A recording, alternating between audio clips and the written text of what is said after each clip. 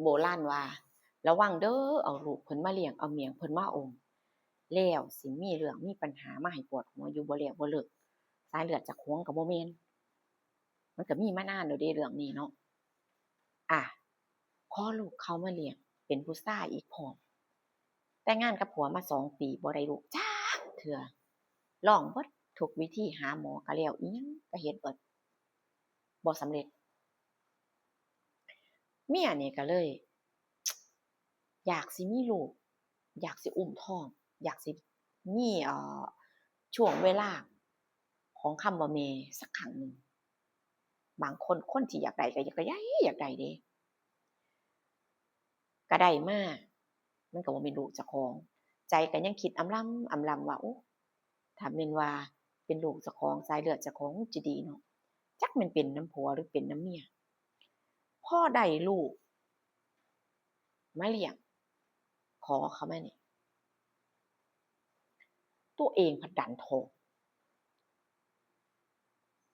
ลูกคนที่เขาให้มาเลี้ยงอายุแค่6 เดือนตัวเองท้องดีใจมักขนาด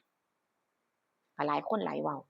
คนใกล้ชิดคนรู้จักว่าโอ๊ยนี่แหล้วเพิ่นว่าลูกรักลูกชังจั่งใดล่ะบาดนี้มีลูกเป็นของเจ้าของแล้วสิรักเขาบ่ล่ะสิเลี้ยงดีบ่น้อสิเฮ็ดจั่งใดคือคนเว้า108เนาะแต่ว่าคนที่เลี้ยงนี่ก็รักแล้วก็ดูแลเลี้ยงเป็นอย่างดีคือจั่งกับสายเลือดเจ้าของนั่นล่ะเพิ่นก็รักแม่นจั่งใดก็สร้างคือว่าได้ร่วมชะตากรรมได้ร่วมชะตากรรมกันเดียวแหละเดียวกันแล้วจังซี้อะมันทิ่มบ่ได้ดอกเราก็รักก็เลี้ยงบังเอิญลูกเจ้าของเป็นผู้หญิงแล้วก็มีเสียงกระซิบซุบซิบกันมาอีกว่า โอ้หลายปีมานี่บ่ไหลพอได้ลูกชายมาเป็นหยังคือมีลูกมาจังซี้บ่แม่นว่าไปหลอยดอกบ่คนก็สิมองว่ามันเป็นนำผัวเด้ว่าผัวนี่บ่มีลูกบ่สามารถที่จะมีบุตรได้จังซี้แหมก็เลยคิดไปว่าเมียเราเนี่ยไปแอบหลอยไปได้มาแต่ไสคักๆจั่งใดก็บ่แม่นลูกเราดอกแต่ว่าก็คำเว้าของคนก็บ่สามารถที่จะเฮ็ดให้ครอบครัวเขาเนี่ย สะทกสะท้านได้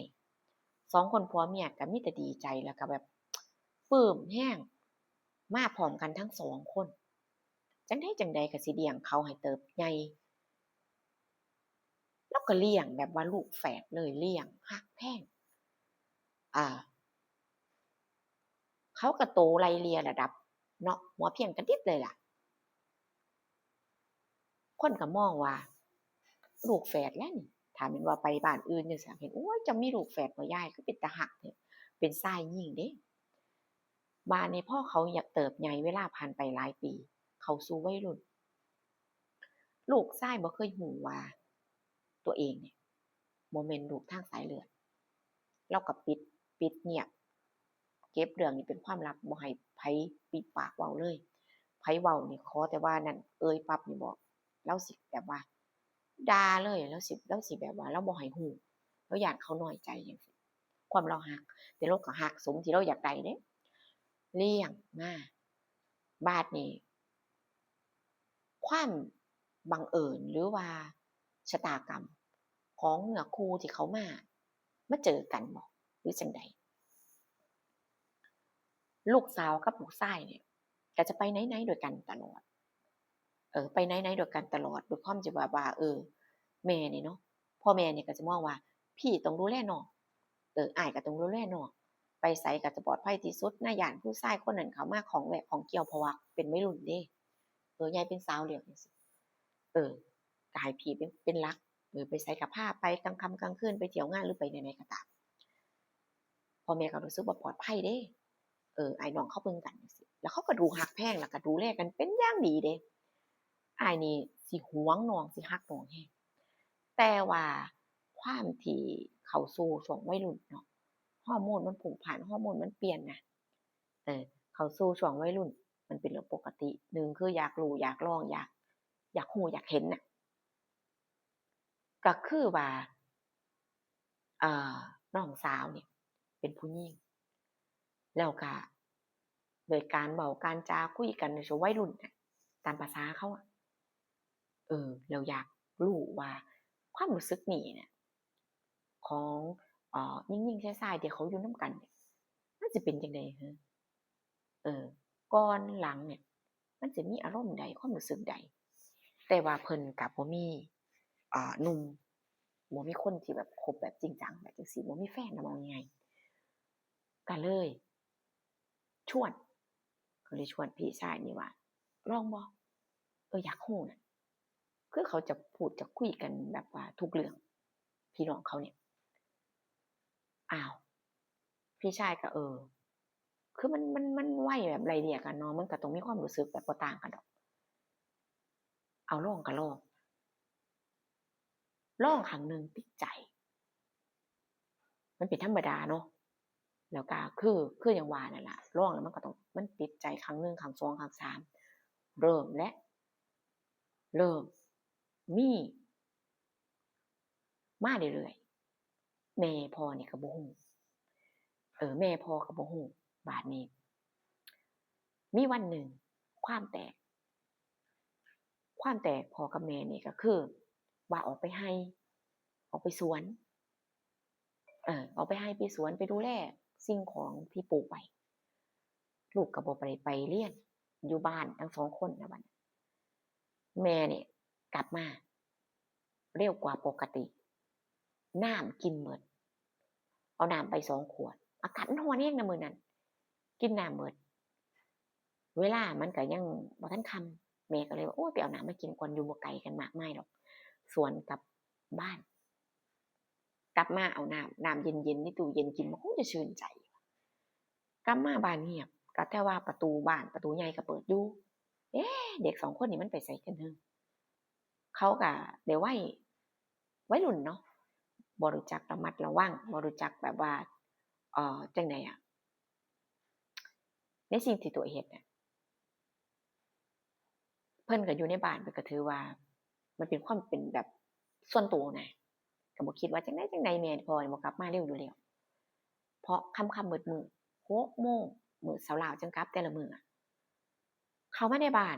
ก็เห็นว่าภายในบ้านนี่มันเงียบเชียบแม่ก็ส่องตรงนั้นส่องตรงนี้ก็บ่เห็นแต่ว่าห้องลูกสาวเนี่ยมีเสียงคุยกันเสียงคุยแบบกระซับแบบคุยแบบเบาๆอะแม่ก็แนบหูฟังหรือว่าลูกสาวนัดผู้ชายมาบ้านบ่ว้าอ้ายมันไปไสคือสิมานัดมาได้ของวัยรุ่นเนาะถ้าเปิดนัดผู้ชายมานี่โอ้ยเรื่องใหญ่เดะแม่ก็ข้องใจสิเดินผ่านแล้วก้าวขาบ่ไปเอียงหูฟังแนบกับประตูนี่ในความที่ว่าสงสัยแฮงประตูดันแย้มเปิดน่าจะลืมล็อกแม่เองก็เปิดประตูเข้าไปแบบพรวดพราดแบบกะทันหันน่ะด้วยความสงสัยมันอั้นๆอยู่ในใจเปิดประตูเข้าไปปุ๊บไปเห็นเขา2คนอยู่ในห้องนำกันลูกชายแล้วก็ลูกสาวคันนั่งคุยกันธรรมดามันก็สิแล้วไปดอกแต่นี่คือเขาอยู่บนเตียงโดยที่บ่ใส่เสื้อผ้ามันผิดธรรมชาติแม่ก็โวยวายเสียงดังห้ายด่าต่างๆนานาลูกนี่ก็ตกใจย้านแล้วก็ย้านในความผิดที่ตัวเองเฮ็ดมีคนหูคนเห็นแล้วแม่ก็ด่าก็เว้าเนาะว่ามันบ่ควรได้เฮ็ดจังซี้สูอิหยังจั่งใดกันจังซี้แหมแต่เรื่องราวครั้งนั้นก็เงียบไปแล้วคน2คนแม่ก็สั่งห้ามว่าให้หยุดพฤติกรรมนี้หยุดแล้วฝ่ายหญิงลูกสาวนี่ต้องเซฟตัวเองอย่าปล่อยให้ป่องเด็ดขาดลูกสาวก็พยักหน้าว่าลูกเซฟตัวเองอยู่บ่มีแน่นอน100%ลูกสาวยืนยันเขาก็เตรียมความพร้อมในการนี้อยู่แต่ในเมื่อมันได้ลองแล้วมันติดใจเนาะพ่อเนี่ยก็ยังบ่ทันรู้เรื่องแม่ก็เก็บไว้สิค่อยๆ สิค่อยๆบอกค่อยเว้าค่อยคุยกันระหว่างผัวเมียสิแก้ปัญหาจั่งใดแต่แม่ก็กำชับว่าห้ามอย่าเฮ็ดจั่งซี้อีกหยุดนับตั้งแต่วันนี้มื้อนี้ถ้าหากพ่อฮักแม่ให้หยุดเขาสองคนก็แยกกันอย่างถาวรนับตั้งแต่วันนั้นก็บ่เคยมีความสัมพันธ์กัน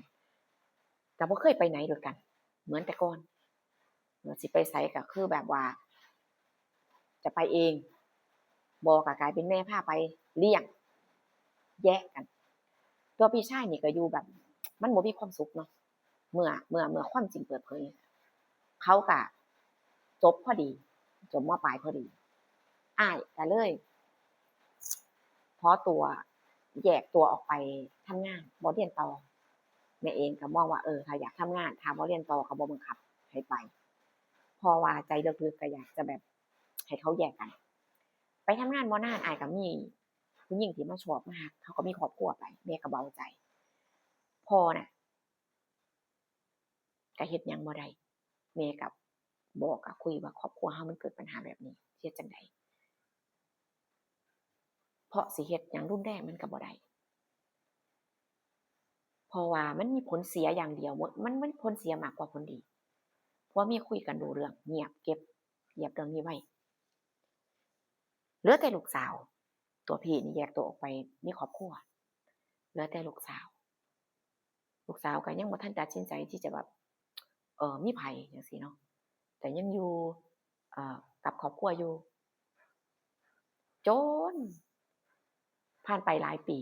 เพิ่นก็คิดได้ตัดสินใจได้ก็เลยคบกับผู้ชายรุ่นพี่อายุหลายกว่าแต่เขามีความเป็นผู้ใหญ่ฐานะดีแม่ก็สนับสนุนแล้วเพิ่นก็มีครอบครัวไปแต่ว่าพี่ๆน้องๆเนี่ยบางทีเพิ่นก็มาเยี่ยมบ้านมาจังซี่เนาะเพิ่นก็น่าจะยังเพิ่นก็ยังมีจอบมีหลอยด้วยความผูกพันด้วยความรักด้วยความลึกซึ้งที่เคยมีกันคือหมายถึงว่ามันเป็นครั้งแรกจังซี้นะมันก็เป็นความทรงจำของเขาถึงสิมีครอบครัวไปแล้วแต่ก็ยังมีอยู่พ่อแม่ก็มันบ่มีทางออกอื่นที่ดีกว่านี้แล้วถ้าสิโวยวายถ้าสิเอาเรื่องคอขาดบาดตายจังซี้มันก็มีแต่เรื่องเสียเรื่องอาอายเขามาบ้านเจ้าของบ่มีมันบ่มันก็เป็นทางออกที่บ่ได้ดีเสมอไปดีที่สุดคือการแยกแต่ก็ได้ผลของเราได้ผลเขาก็แยกกันไปมีครอบครัวเอ่อสร้างฐานะเจ้าของมั่นคงพ่อแม่ก็โล่งอกไป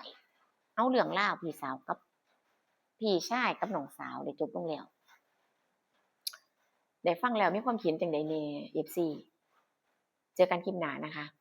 ดูว่าผู้สิมีเรื่องราวหยังมาเล่าให้ฟังอีกส่วนคลิปนี้ไปแล้วนะคะสวัสดีค่ะ